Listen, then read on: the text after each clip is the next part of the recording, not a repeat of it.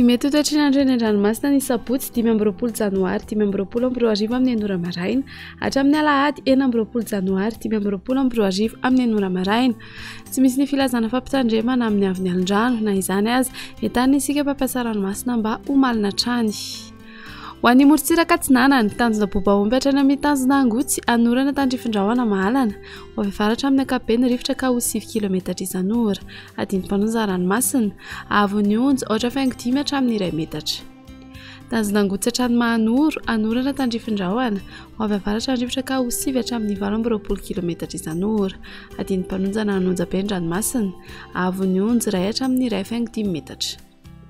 Mahanoratra ny taolany aro, anorana tandrifin-drahona mety aray kotroka. Ho avy avaratra ny rivotra ka ho 7 kilometatra isan'ora, ny any avaratra i Mananjary.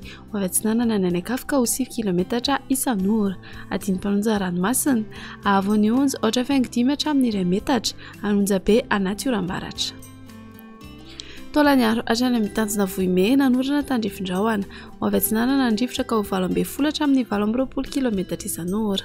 Ahatratra 7.30 kilometatra isan'ora indraindray ny tolakandro.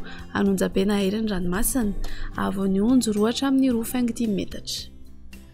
Ho an'ny morontsiraka andrefana, tanjona vohimena hatrany amin'ny tanjona ankabo, izy tandrifin-drahona mety aray kotroka. Ho avy atsinanana na atsimo atsinanana ny rivotra ka ho 7 hatramin'ny 20 kilometatra isan'ora. Adiny mpanonja na anonja be ny ranomasina, avon'ny onja 1 hatramin'ny 2 metatra, ahery anaty oram-baratra. Tanjona akaboatra any amin'ny tanjona vilanandro anoram-baratra mitsitokotoko. Ho avy avaratra ny rivotra ka ho 20 hatramin'ny 7.30 kilometatra isan'ora. Adiny mpanonja na anonja be ny ranomasina, avon'ny onja 8.5 hatramin'ny 2 metatra, anonja be anaty oram-baratra.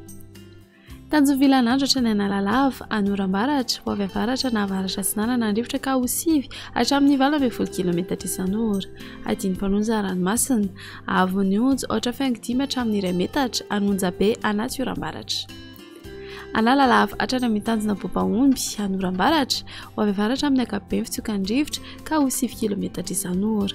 Adiny mpanonja ranomasina, avon'ny onja 8.5 hatramin'ny 2 metatra, anonja be anaty oram-baratra.